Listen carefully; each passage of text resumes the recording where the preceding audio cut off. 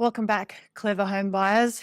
This is a short video just describing the different types of homes that you're likely to encounter. And some of these may not be to your taste. You can see here we've got homes from different eras and different architectural styles and different names, often depending upon which monarch was in charge at the time. So these are the descriptions for the different ages of homes, historically, the traditional styles of home that you'll see in Australia. And the next page is the different types of homes that you see in Australia.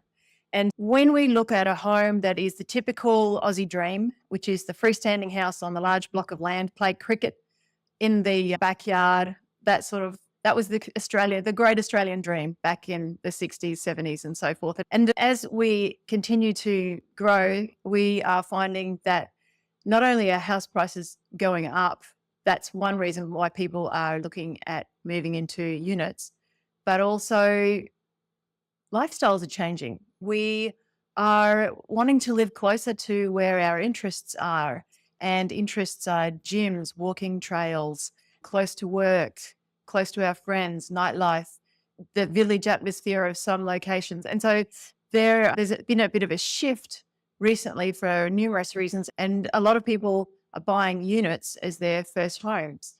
Maybe not units, maybe they're buying townhouses, or maybe they're buying villas. And so let's have a look at the different names of homes and what it means. So, yep, the detached house is used to be the great Australian dream, and for many it still is. And then what you have is you have an attached house. And so that means that there is a common wall, and then there's a home here and a home here, and they share this common wall. And so it's often called a duplex or a semi, because it's semi-detached. There's nothing on this side and nothing on that side. So they're just attached down one wall. So then you also have townhouses, which are attached. Often townhouses have got stairs in them, and so they make them a little bit more difficult for elderly people who don't want stairs. But townhouses, you'll often see them in estates. There'll be an estate of townhouses, and they'll all be maybe in groups of two, and they'll all have their own driveway and carport, but they may even have a little courtyard, and then they'll have the townhouse, which can be 1 or 2 stories. Terraces. Terraces are generally on a road. They're not inside a complex, and they will be like a row of homes that are usually 2 or 3 stories, not so much 3 stories in Brisbane, but 2 stories. And they are attached on each side. And so there's a bit of a description of dwellings that are attached to each other. Units and apartments obviously are super attached, because you've got people on top of you, underneath you, and all around you. And so you've got the high-rise ones, which are typically places like Chermside, Hamilton. We've got many high-rises in Brisbane and all over the country, who you're part of a complex. And then when you're part of that complex, you have shared communal amenities. For example, swimming pool, barbecue area, the foyer, the lifts, they're all shared amenities. Sometimes there'll be a gym. And so what happens there is a committee is formed to make sure that those shared amenities are maintained in one of those organisations. And low rise, so you get apartments that are high rise and apartments that are low rise, same thing. You still have that committee to make sure that the grounds are maintained. And we'll talk about that in a lot more detail further on in this module.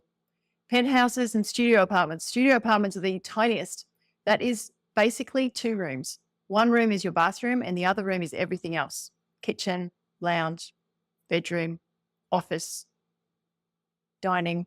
It's all in one room, and it's called studio because it's very small. Often these are you can imagine that hotel rooms are very similar to that. And so that's what we mean by studio apartments. 1 bed, one bathroom, and very small kitchen. Penthouses, the opposite end, you've got, usually they are on the top floor. They're usually very large. You might have maybe on the top floor of the complex, there might only be 1, 2, 3 penthouses, depending upon the luxury associated with the size of those homes. And so serviced apartments are apartments that are serviced. And so, you know how when you stay in a hotel, it's serviced daily, as opposed to when you rent out an Airbnb and it doesn't get serviced. Or sometimes if you're on holidays and you're in a holiday unit, they might service it once a week. So serviced apartments, and they're often just rented out short term to people who might be in town for work or in town for a conference, that sort of thing. And then there are other dwellings. Villas. Villas are, I love villas, and I love them because they're great for first home buyers. You get the advantage of having your own yard, fenced yard. You are potentially having some of them, you even have enough room for a swimming pool. You have your own driveway, garage. It can be 2 to 3 bedrooms. It's part of a complex though, but it feels like it's a home. Quite often they might be attached to another home, sharing a wall, but a villa is generally only the 1 story, whereas the townhouses are the 2 story. Generally speaking, sometimes the terms get moved around a little bit depending upon what part of Australia you live in and what you're used to. But villas are great for elderlies as people as well, because there's no stairs generally. And whilst you can say that the homes within a retirement village, if it's a ground-based, not high-rise retirement village, they are generally all a series of villas. And you'll have, when you're staying in a villa within an estate that's made up of lots of villas, you'll have your own address and your own street number on a street. So I like villas. What else does it say there about? Yeah, downsizes. It's good. All right. And again, that's like apartments. There's a committee that looks after the maintenance of all of the other things that are happening on that estate. There might be a shared pool, swimming pool, shared parking, shared amenities like barbecue areas, that sort of thing.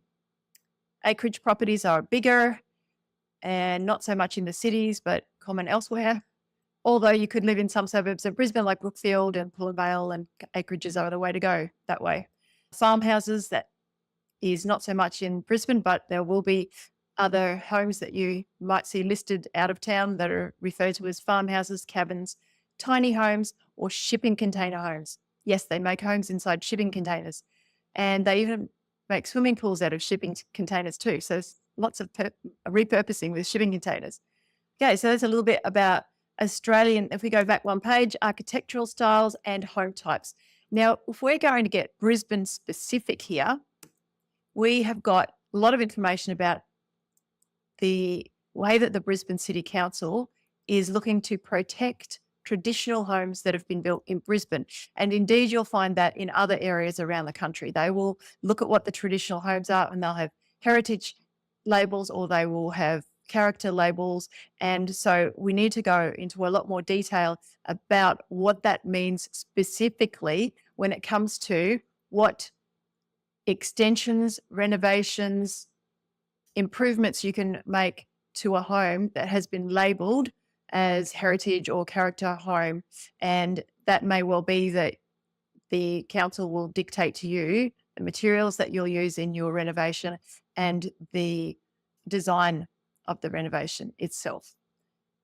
Sometimes with older homes, and we'll go into this in a bit more detail soon, you can't just keep the front facade and just build out the back. There are other things that you need to take into consideration.